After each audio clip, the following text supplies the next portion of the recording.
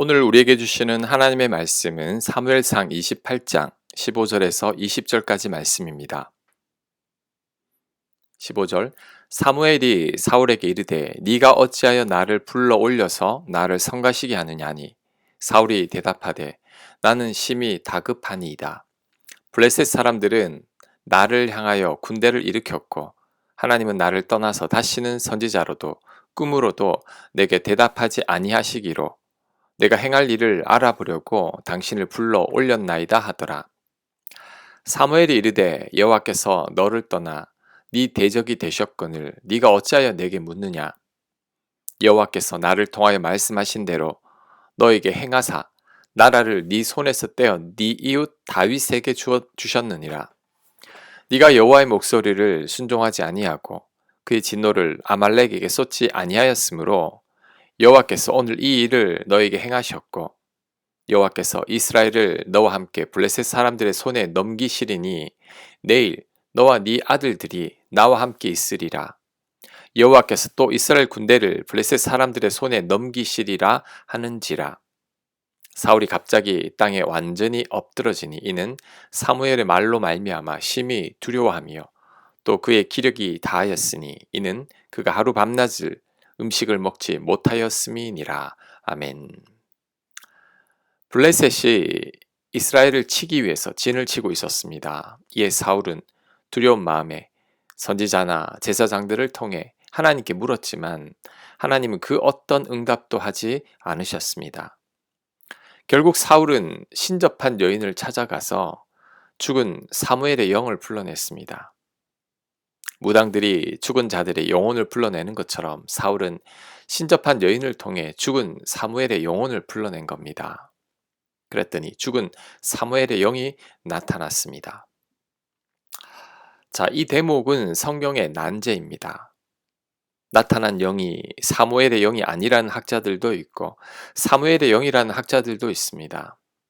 하지만 우리들을 당혹스럽게 하는 장면인 것은 분명합니다. 어떤 주장이 맞는지는 모르겠지만 나타난 사무엘의 영은 사울을 책망하고 정확하게 사울의 운명에 대해서 말해줍니다. 하나님께서 불순종한 사울을 버리셨고 내일 전쟁에서 패하여 사울과 사울의 아들들이 다 죽을 것이라고 예언해 줍니다. 예, 사울은 놀람과 두려움에 쓰러지고 맙니다. 사울이 전쟁에 대한 두려움에 죽은 사무엘의 영까지 불러냈지만 결국 받은 응답은 심판이었습니다. 이 사건을 통해서 수단과 방법을 가리지 않고 자신의 목적을 이루려고 해서는 안 된다는 것을 배울 수 있습니다. 사울은 하나님께서 응답하시지 않았을 때에는 단념해야 합니다. 하나님께서 응답하시지 않을 때에는 그만한 이유가 있기 때문이죠. 사울은 차라리 하나님께서 응답하실 만한 사람이 먼저 되어야 했습니다. 하지만 사울은 기어코 응답을 받아내려고 신접한 여인을 찾아가서 죽은 사무엘의 영을 불러냈습니다. 그런데 율법에서는 신접한 여인을 찾아가는 것을 금하고 있을 뿐만 아니라 신접한 자들이 이스라엘 땅에 거하지도 못하게 했습니다. 그런데도 사울은 율법을 어기면서까지 신접한 여인을 찾아간 거죠.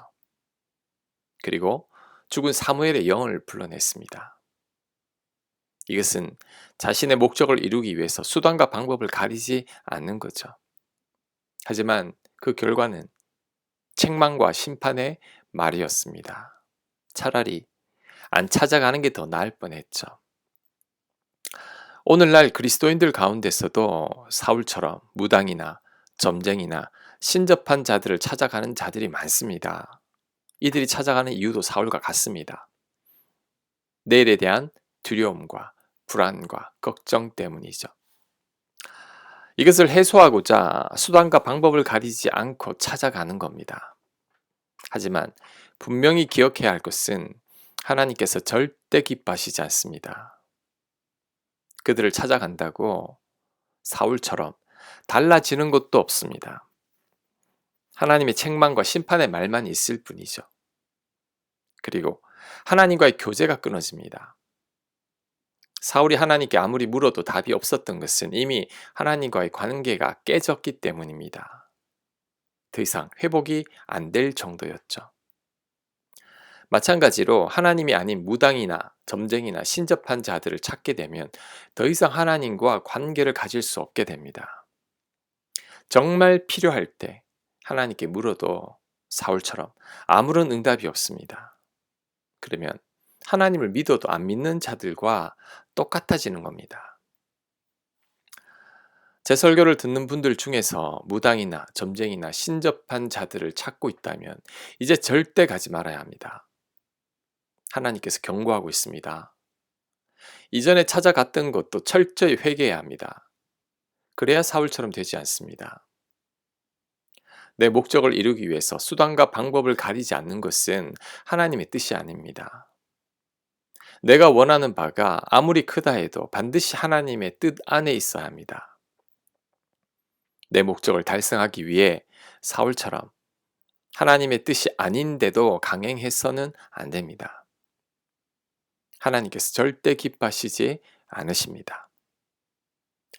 내가 가고자 하는 길이 열리지 않을 때에는 다 그만한 이유가 있는 겁니다. 이럴 때에는 혹 나의 죄나 허물이 있는지를 돌아보고 하나님과 올바른 관계부터 먼저 가져야 합니다. 그리고 하나님의 응답을 기다릴 수 있어야 합니다.